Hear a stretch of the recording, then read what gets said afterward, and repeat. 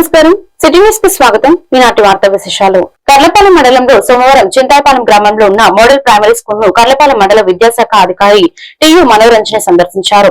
ఇందులో భాగంగా విద్యార్థులకు పెడుతున్న మధ్యాహ్న భోజనాన్ని పరిశీలించి సంతృప్తిని వ్యక్తం చేశారు. ఈ సందర్భంగా ఆమె మాట్లాడుతూ ప్రభుత్వ పాఠశాలలు బలోపేతం చేయడానికి ప్రభుత్వం పౌష్టికరమైన ఆహారాన్ని అందిస్తుందని అన్నారు.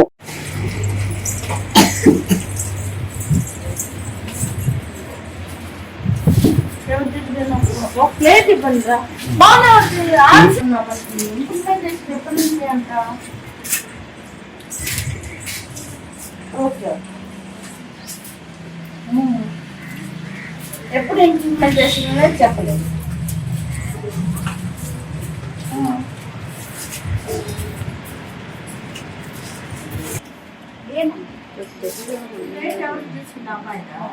బాబోలే నేను మండలాధికారిని. నేడు ఎంపీపీఎస్ చింతాయపాలెం భోజనాన్ని పరిశీలించడం అయింది. భోజనం అయితే చాలా రుచికరంగా ఉంది. ఇది బాగా చేశారు కూడాను. త్వరలోనే చెప్పాల్సిన అంశం ఒకటి ఉంటుంది. 2-3 మండలాన్ని కలిపేసి ఒక smart kitchen, centralised kitchen shed లాగా ఒకటి రాబోతుంది కార్యక్రమం.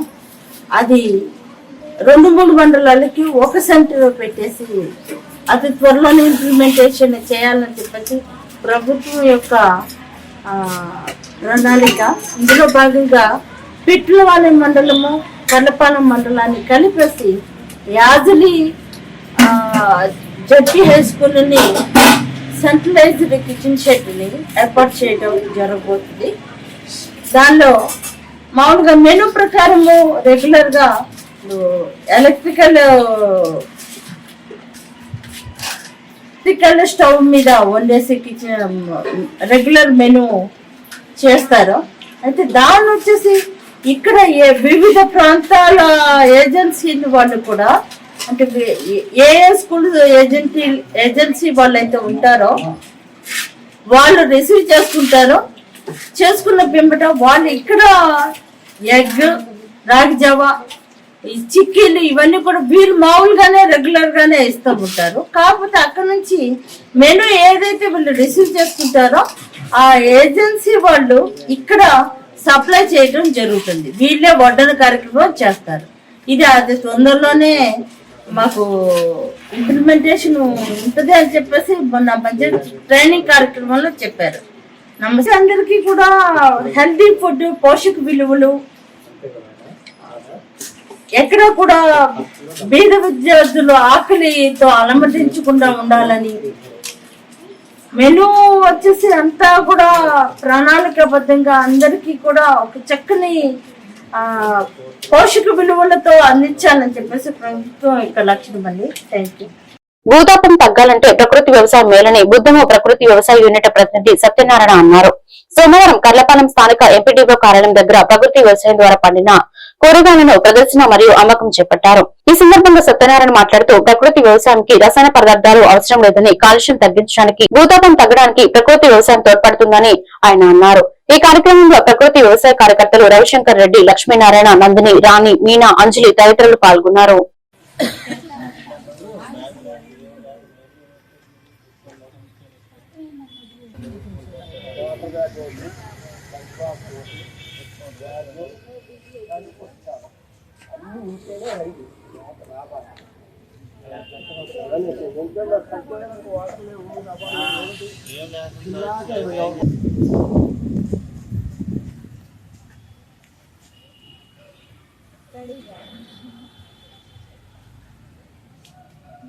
అందరికీ నమస్కారం అండి. నా పేరు సత్యనారాయణ. బుద్ధా యూనిట్లో యూనిట్ ఇన్ఛార్జిగా పనిచేస్తున్నాను. ఈ ప్రకృతి వ్యవసాయంలో పండించిన పంటల్ని మనము మండే వీక్లీ మార్కెట్లో కర్లపాలెం ఎంఆర్ఓ ఆఫీస్ వద్ద రైతులకి పరిచయం చేయడం కోసమై మనం ఈ స్టాల్ అనేది ప్రతి సోమవారం ఏర్పాటు చేయడం జరిగింది. ఇక్కడ పండించిన పంటలు కూరగాయలు, ఆకుకూరలు, మన పెరటి తోటల్లో పండిన పంటల్ని మనం ఇక్కడ రైతులకు అందుబాటులో ఉంచుతున్నాము. వాటితో పాటు పండ్లను పప్పు ధాన్యాలు అన్ని రకాలైన ఆహార పదార్థాలను మనం పండించి ఇక్కడ తీసుకురావడం జరిగింది. అదేవిధంగా మనం భూమిని సారవంతం చేయడం కోసం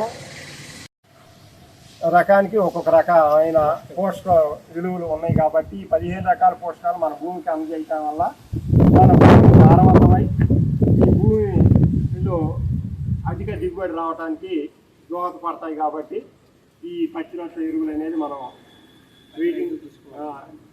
ప్రతి ఒక్కరు కూడా ఈ నవధాన్య రకాలను సాగు చేసుకుంటూ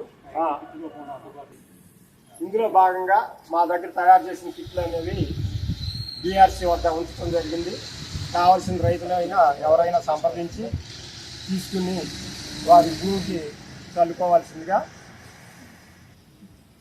ఈ ప్రకృతి వ్యవసాయం చేయటం వల్ల భూమి తాపాన్ని తగ్గించుకోవచ్చు మరియు కాలుష్య నివారణ చేసుకోవచ్చు.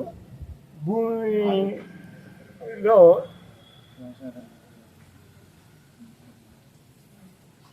స్వీకరించుకోవచ్చు. ఈ విధంగా చేయటం వల్ల కాలుష్య నివారణ మనకి అన్ని రకాలుగా ఉపయోగపడుతుందని తెలియజేస్తున్నాను.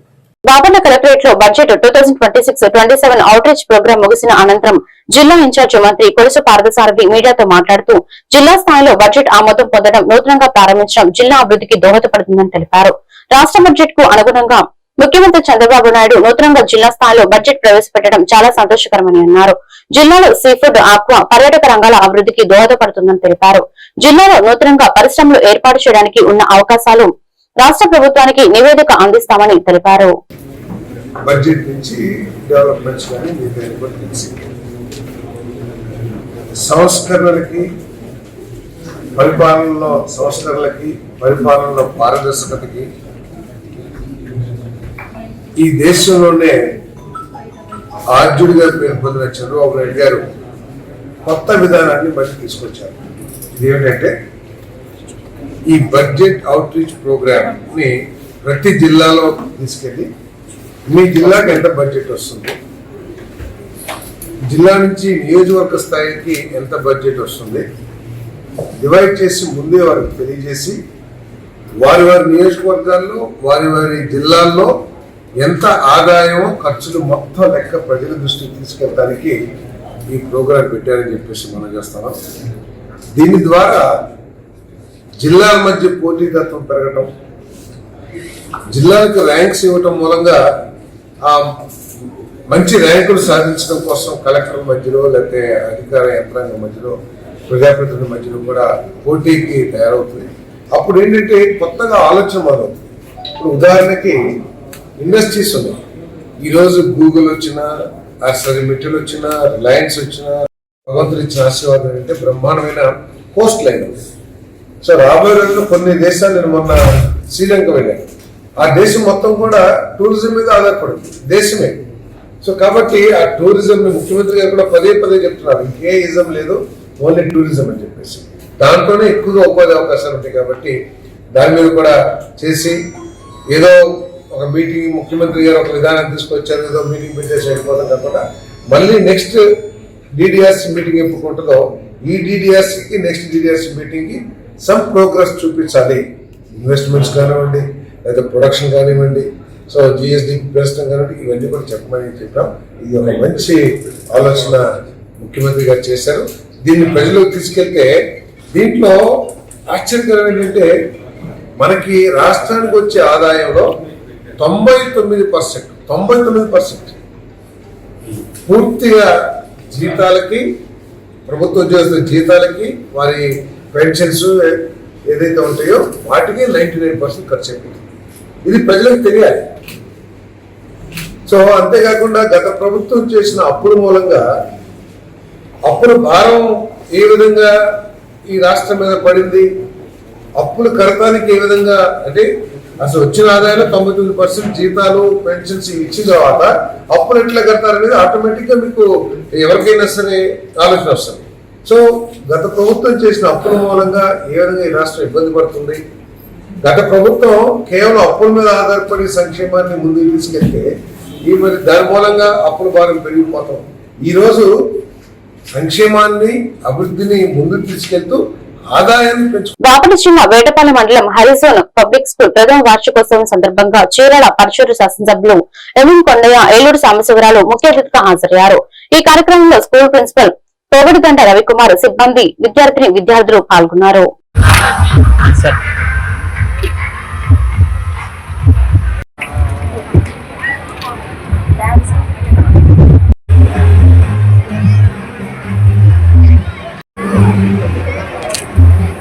పిల్లలు కంప్లీట్ చేసుకుని 5th క్లాస్ రాబోతున్నారు.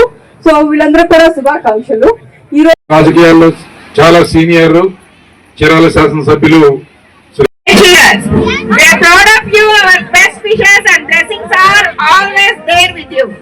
Keep shining.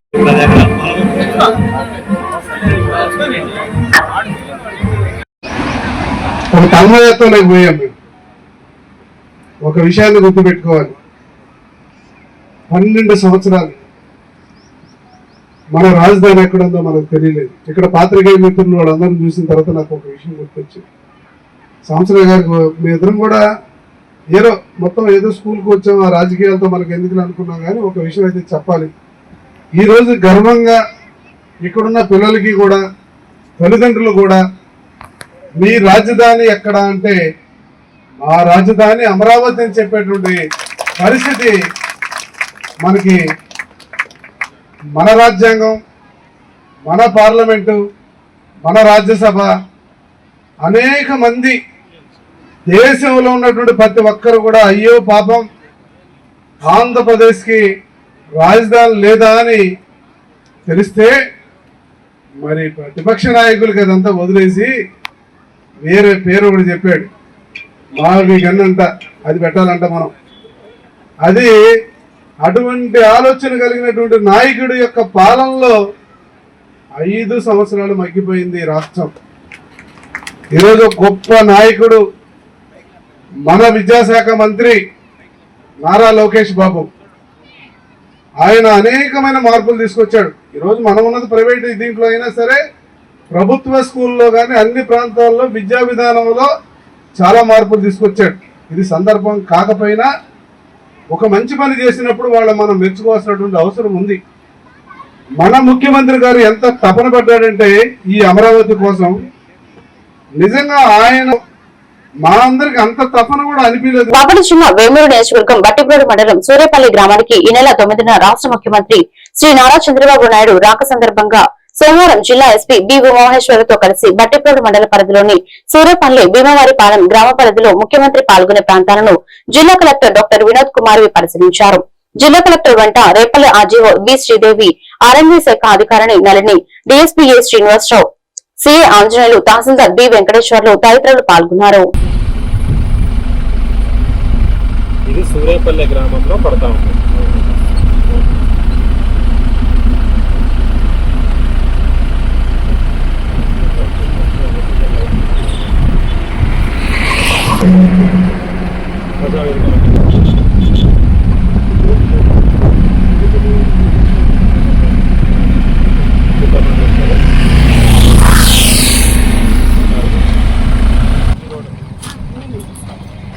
లోపల రోడ్ కూడా మనదేనా?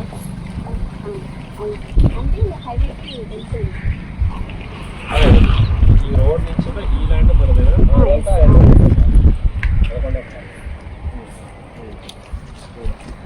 ఇక్కడ నుంచి ఆ లొకేషన్ ఉంటామా ఉంటుంది, అదే దూరం ఉంది.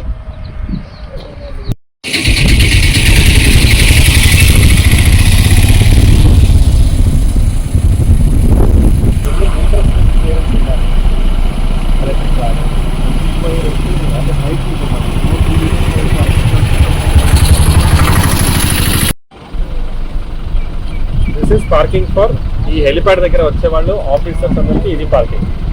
సో ఇక్కడికి వస్తారు. ఈ వేమావరం ఉంది కదా,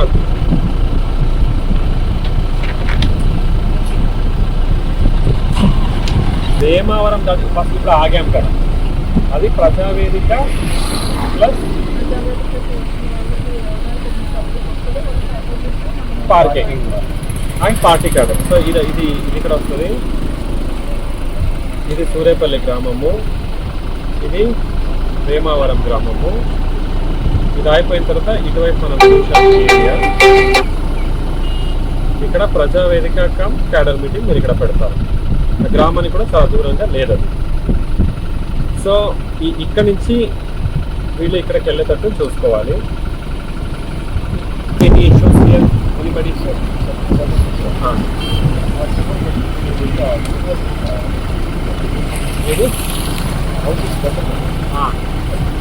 అవునమ్మా, అది మీరు సెట్ చేసుకోండి. మీరు వి గారు మనకు కావాల్సిన 100x100 మీటర్ అంటే మీరు ఇక్కడ ఎలక్ట్రిక్ లైన్ అంటే అది అప్పుడు టెంపరీ దించుతాం, మనం ఆఫ్ చేసేసి దించేస్తాం.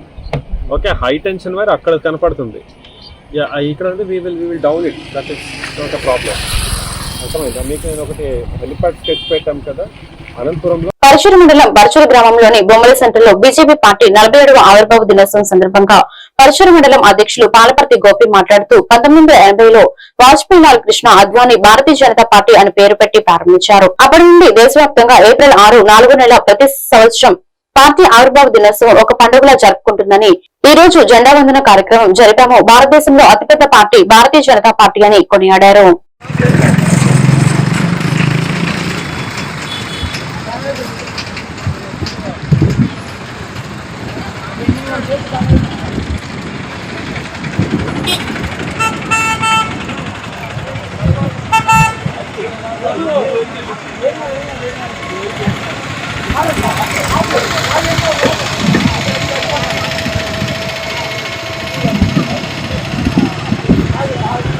టపట్లో జై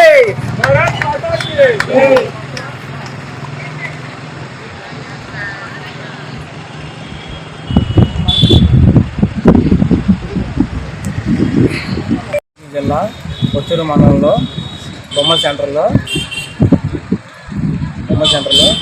మన భారతీయ జనతా పార్టీ 47వ ఆవిర్భావ దినోత్సవం సందర్భంగా జెండా ఎగరవేయడం జరిగింది. ఈరోజు 1980వ సంవత్సరంలో లాల్కృష్ణ గారికి అద్వానీ వాజ్పేయి గారు 1980 సంవత్సరంలో ఏప్రిల్ 6వ తారీఖున జనసంఘ్ నుంచి భారతీయ జనతా పార్టీ స్థాపించడం జరిగింది.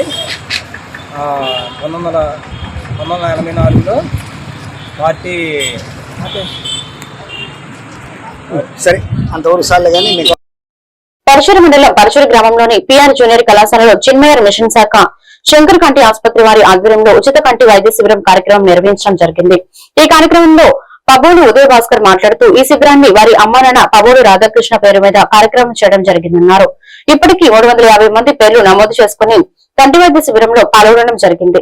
వీరిలో 50 మందికి ఆపరేషన్ చేయడం కోసం డాక్టర్లు పూర్తి ఏర్పాట్లు చేశారని అన్నారు. ఈ కార్యక్రమంలో సుబ్బారావు, వెంకటేశ్వర్లు, కాలేజీ యాజమాన్యం, స్టూడెంట్స్ పాల్గొన్నారు.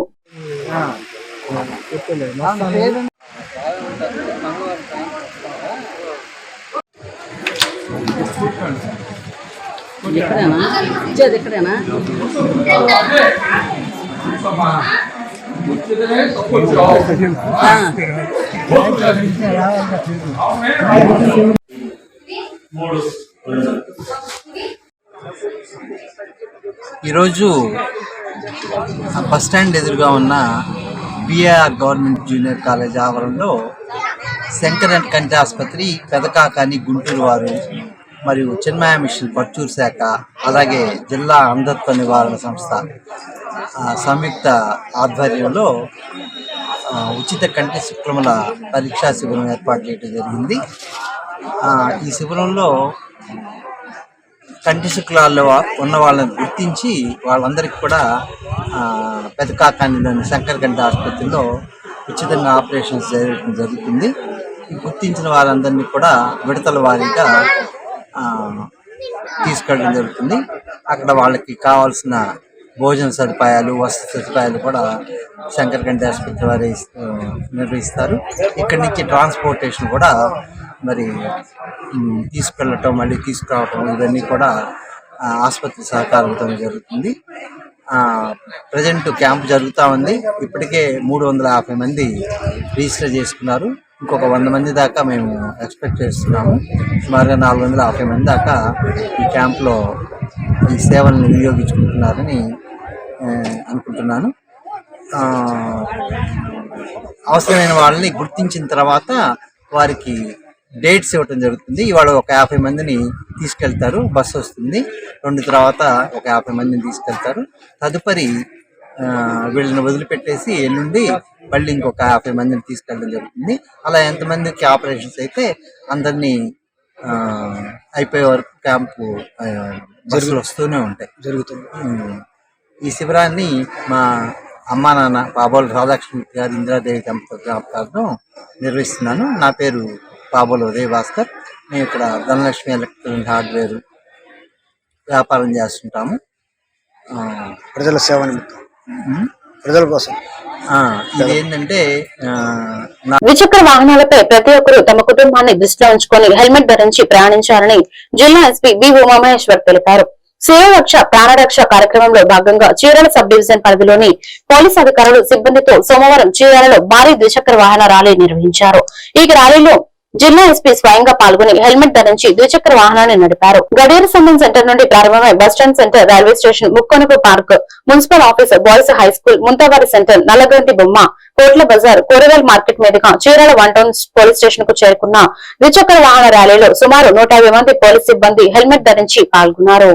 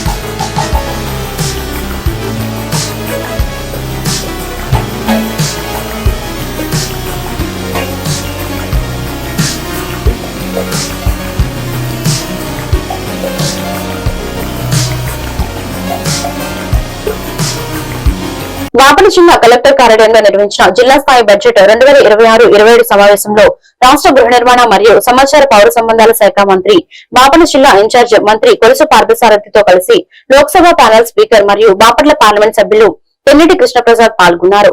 ఈ సమావేశంలో బాపట్ల నియోజకవర్గ ఎమ్మెల్యే వేగసిన నరేంద్రవర్మరాజు, చీరాల నియోజకవర్గ ఎమ్మెల్యే మద్దులూరు మాలకొండయ్య, జిల్లా collector doctor Vinod Kumar V, బాగుడ chairman Salagala Rajasekhar, RDO Gloria, తహసీల్దార్ సలీమా, మున్సిపల్ కమిషనర్ రఘునాథ్ రెడ్డి, జిల్లా అధికారులు పాల్గొన్నారు.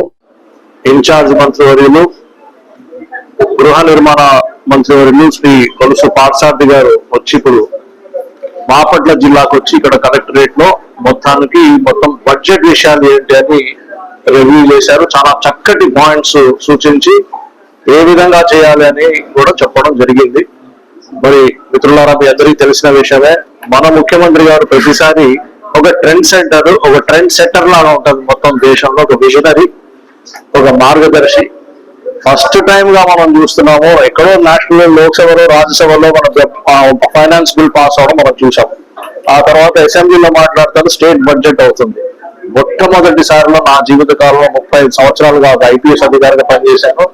ఫస్ట్ టైం జిల్లాలో కూడా జిల్లా కలెక్టర్లు అక్కడే కాకుండా మళ్ళీ మండల స్థాయికి వెళ్ళి మండలాల్లో కూడా ఏం చేయాలి అనేది కూడా ఇక్కడ చాలా సుదీర్ఘంగా చర్చ జరగడం. ఆ ఎక్సర్సైజ్ కూడా కలెక్టర్ ఫిషరీస్ కి బడ్జెట్ ఇచ్చారు, లైవ్ స్టాక్ కి బడ్జెట్ ఇచ్చారు, మిల్క్ ప్రొడక్షన్, ఇవన్నీ థ్రస్ట్ ఏరియాస్, మైనింగ్ కూడా థ్రస్ట్ ఏరియా. ఆ థ్రస్ట్ ఏరియాస్ లో కరెక్ట్ గా మనం ఉన్నాం మన జిల్లాలో. అది కూడా ఏమిటి అంటే ముఖ్యంగా ఎంఎస్ఎంఈకి చాలా పెద్ద పీట ఈసారి బడ్జెట్ లో వేశారు. అంటే దీన్ని బట్టి ఏమిటంటే నేను ఇందాక మీటింగ్ లో కూడా కలెక్టర్ గారితో చెప్పడం, డిస్కస్ కూడా చేయడం జరిగింది. ఏంటంటే ఎంఎస్ఎంఈ సెక్టర్ ని చాలా పెద్ద ఎత్తున ఈ 4-5 సెక్టార్స్ లో మనం పెంచాలి, వాళ్ళకి అవకాశాలు ఇవ్వాలి. అందుకే నా విజ్ఞప్తి ఏంటంటే మీ ద్వారా స్త్రీలు, మహిళలు కానివ్వండి, మన యువకులు కానివ్వండి, పెద్ద ఎత్తున ఎంఎస్ఎంఈ రంగంలోకి వచ్చి ముద్రా బ్యాంక్ కానివ్వండి, విశ్వమిత్ర కానివ్వండి, స్వానిధి కానివ్వండి, ఇటువంటి స్కీమ్లు వాడుకుంటూ ఈసారి బడ్జెట్ లో ఉన్న బ్రహ్మాండమైన అవకాశం చేజిక్కించుకుని మన బాపట్ల జిల్లాని ఇంకా పెద్ద పై ఎత్తున తీసుకెళ్లి, ఎందుకంటే మన అగ్రికల్చర్ సెక్టరు, ఇండస్ట్రియల్ సెక్టర్, తర్వాత సర్వీస్ సెక్టర్ లో చూస్తే ఇండస్ట్రియల్ సెక్టర్, సర్వీస్ సెక్టర్ లో మనము జిల్లాగా మొత్తం యావత్తు ఆంధ్రప్రదేశ్ రాష్ట్రంలో అన్ని జిల్లాల కంటే వెనకాల ఉన్న. అమరావతి రాజధాని చట్టబద్ధత కోరుతూ మాజీ మంత్రి కన్నా లక్ష్మీనారాయణ ఆదేశాల మేరకు నియోజకవర్గంలో టీడీపీ శ్రేణులు ఇంటింటా దీపోత్సవం నిర్వహించారు. పల్నాడు జిల్లా టీడీపీ పార్లమెంటు ఉపాధ్యక్షుడు దరువూరి నాగేశ్వరరావు నాయకత్వంలో కార్యకర్తలు ఇంటింటికి వెళ్లి దీపాలు వెలిగించి సంఘీభావం తెలిపారు. ఏకైక రాజధానిగా అమరావతిని కొనసాగించాలని ఈ సందర్భంగా వారు డిమాండ్ చేశారు. లోకేష్ గారి నాయకత్వం, కన్నా గారి నాయకత్వం, నాయకత్వం, కూటమి ప్రభుత్వం, కూటమి ప్రభుత్వం, అమరావతి, అమరావతి.